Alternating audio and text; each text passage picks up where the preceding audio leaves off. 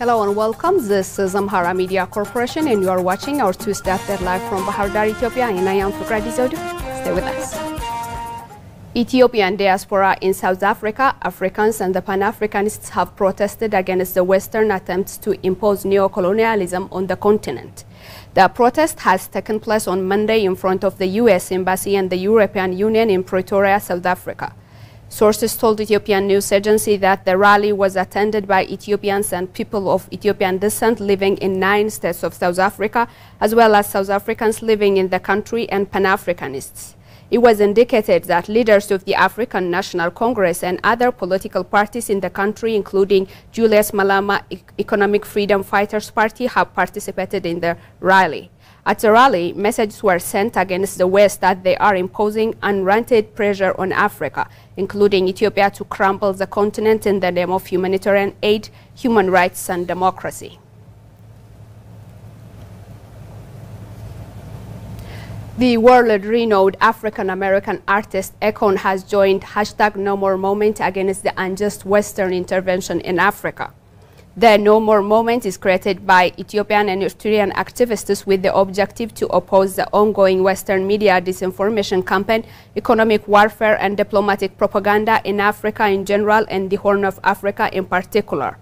Many African brothers and sisters, Pan-Africanists and friends of Ethiopia and the continent have been joining the #NoMore movement to protest against the neo-colonialism ambitions of the West.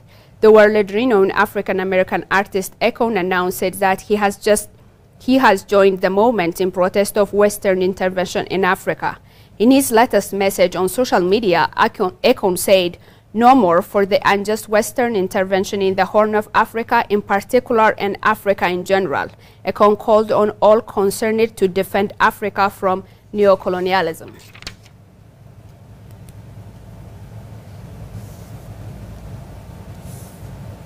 The American political economic analyst Lawrence Freeman has expressed his hope that President Joe Biden will not go along with some people in his administration and his cabinet to dismember Ethiopia the way his predecessor, the Democratic President Obama, did to Libya. And we have Brahan Wargana for the report.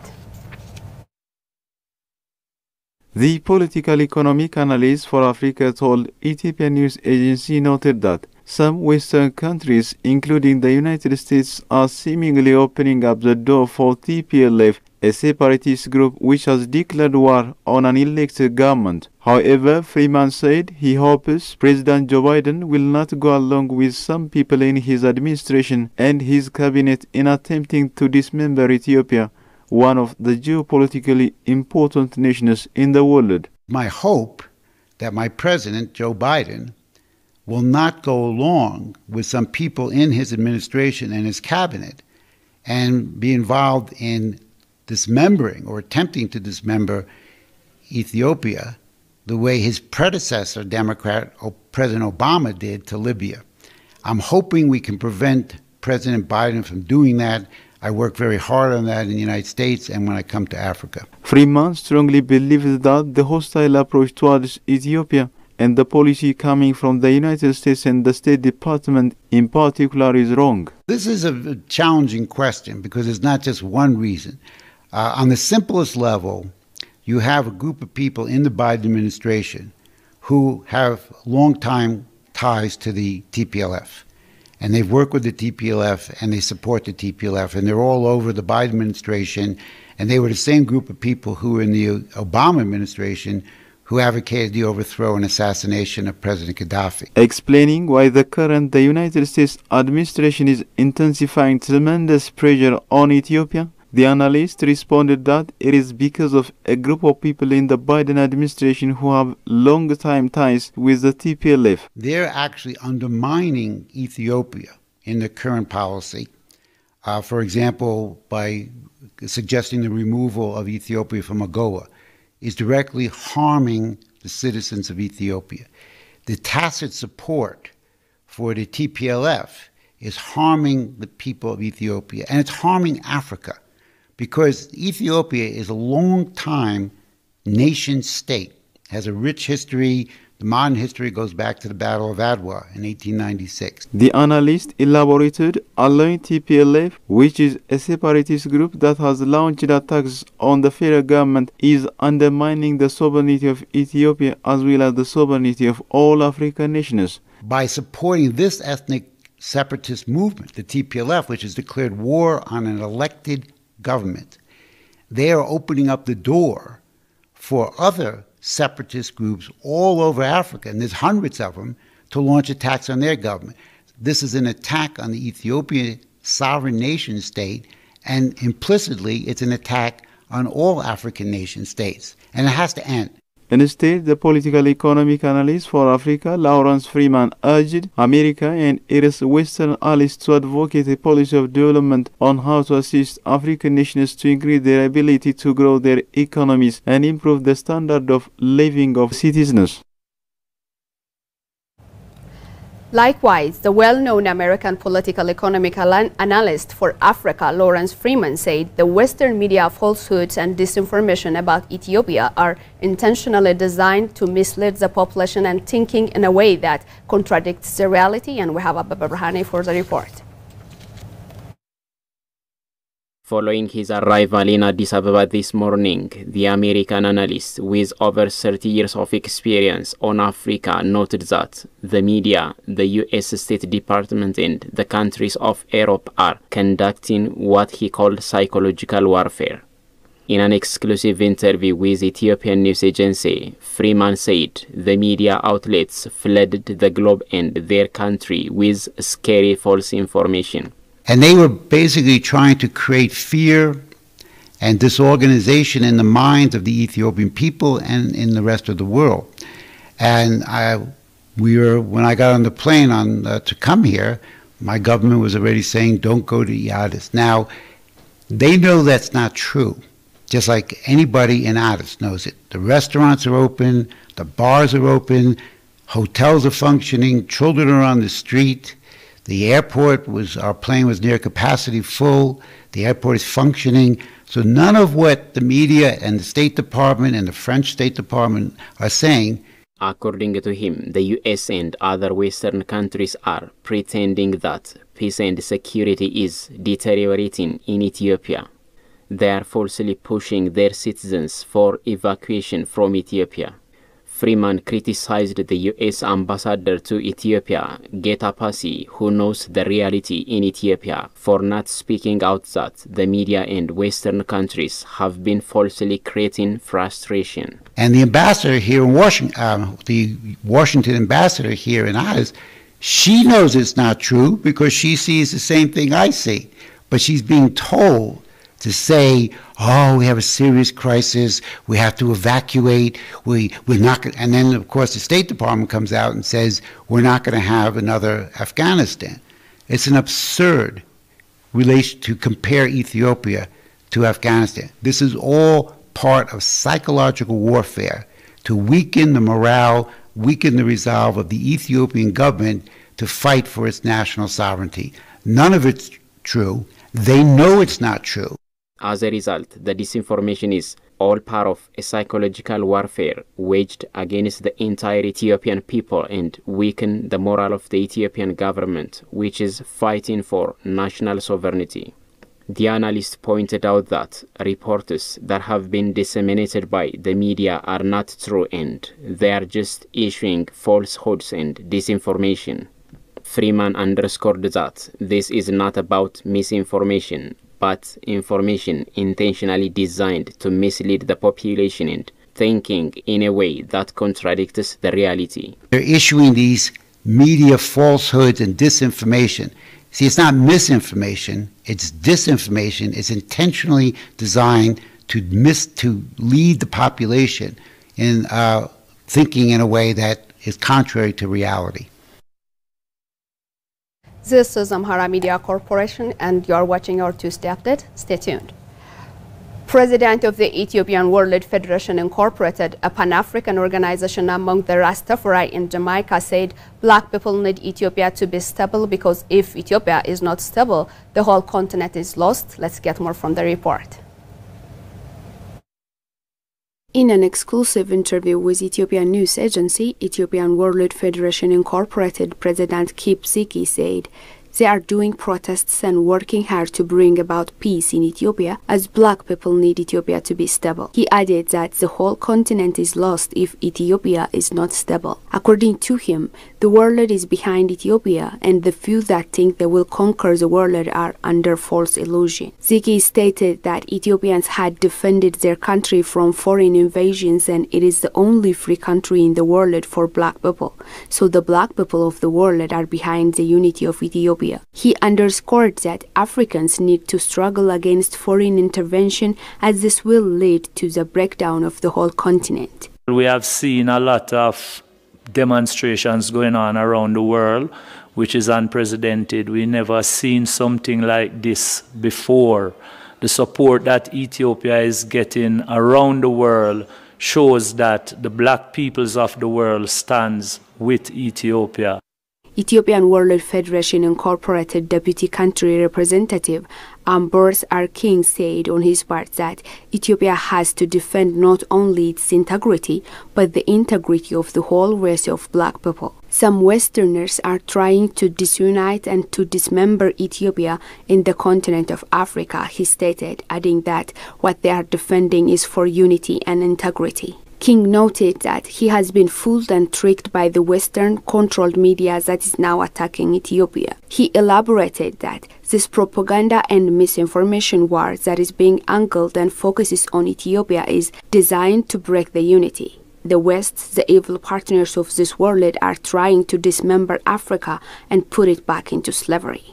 We have to support Ethiopia, whether or not we're here on the front line or in distant lands far apart. Spiritually, we must pray for our victory because we are confident in the victory of good over evil. So all African people, all black people, and all people of conscience and of justice and truth and rights should support Ethiopia. The deputy country representative further stressed the need to counteract against the worldwide misinformation campaign against Ethiopia. The Ethiopian World Federation Incorporated was established in the United States in 1937, and its aims were to mobilize support for Ethiopians during the Italian invasion of the 1935 to 1941 and to embody the unity of Ethiopians at home and abroad. The hashtag No More campaign is expanding worldwide and popular people are joining the campaign. Ethiopia diaspora and those who are concerned about Ethiopia are protesting against operations of the Western nations and their intervention in the internal affairs of Ethiopia. And regarding this, we have Muhammad Hamid, Assistant Professor of Political Science and International Studies at Bahar Dar University as a guest. Thank you very much for joining us in the studio and welcome. Thank you for having me. The hashtag No More campaign is expanding to different parts of the world and lots of people are joining it. What could be the implication of this? Thank you so much. But before responding this, I would like to have or say some words about the hashtag movement and its objective and the people or the organizers behind this. So the hashtag movement is organized by the Horn of African Hub. It is also a social media movement based in US. There are prominent people behind this. Some of them are Ethiopians and Eritreans, and some of them are actually even Americans and Europeans, and some of them are in Africa. So, for example, from Ethiopia we have Hermela Aragawi and Abiy Asfaw, and also from Eritrea we have Simon Tasfa Mariam. And other prominent scholars from US, for example, Lawrence Freeman, and from Canada we have Jeff Pearce, and from Europe also we have Middle Lender and Anna Fitzgerald from Holland. These people are actually the driving force that are having impact behind the hashtag No More movement. When we see the objective of the hashtag movement, as we know for years, the Western media have been actually orchestrating misinformation, disinformation campaign against the law enforcement operation in Ethiopia. So we have seen their impact, and there has to be a response. So in order to actually address and fight and oppose this ongoing disinformation campaign by Western media and diplomatic and economic sabotage, and even sometimes they go further to request for military intervention. So an organized media or social media movement was very indispensable, so that it become apparent now. So when I go to your question, what are the implications? I think there are so many implications, but the most important things that I see are, like, I can divide them into three: political, diplomatic, and economic. As you know, the political implication, media are very important. They actually impact popular opinions. They affect the opinion of the people. So this hashtag movement is doing its best to rally the people in Africa, in the diaspora, and even globally, to understand what is going on in Ethiopia on the ground, and selling the facts so that it can change the opinion of the public, the international community, and so that they can in fact also influence their government's policy towards Ethiopia and Africa in general. When we come to, it has also diplomatic impact because when there is a pressure from the public, and the status and the governments and agencies will be forced to understand or to accept the fact on the ground.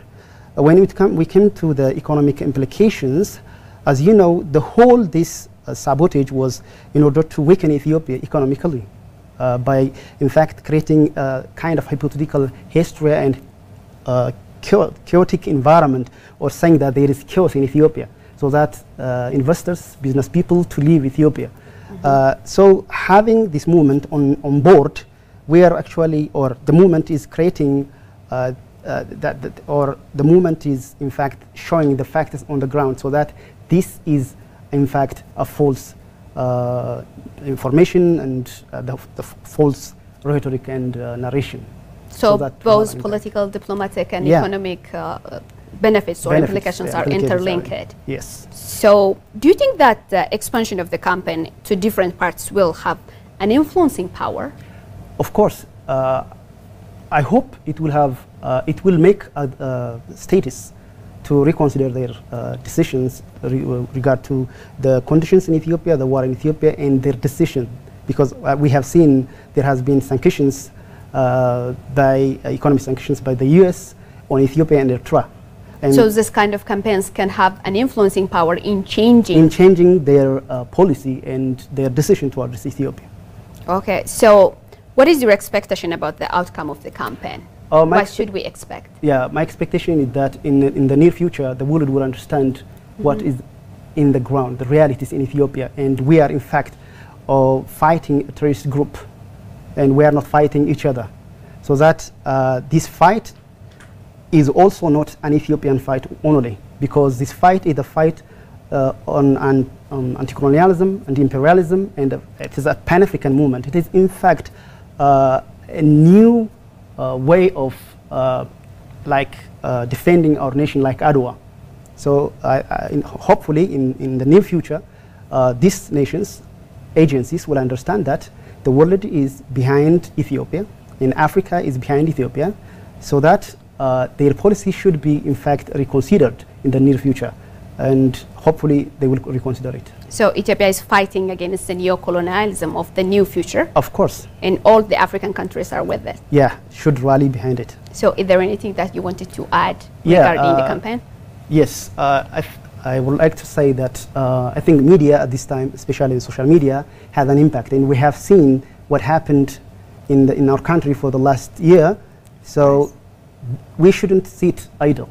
The least what we can do at this time is to at least make the truth very visible to the world, and sell our realities, and make the world understand that what is happening in Ethiopia is in fact very different from what the Western media and other agencies are saying. So what you are saying is like we have to join the campaign instead to tell our narrative. Of course, let alone the Africans, the world, and like-minded people and friends of Ethiopia are in fact fighting our war in the social media. And we are 110 million people.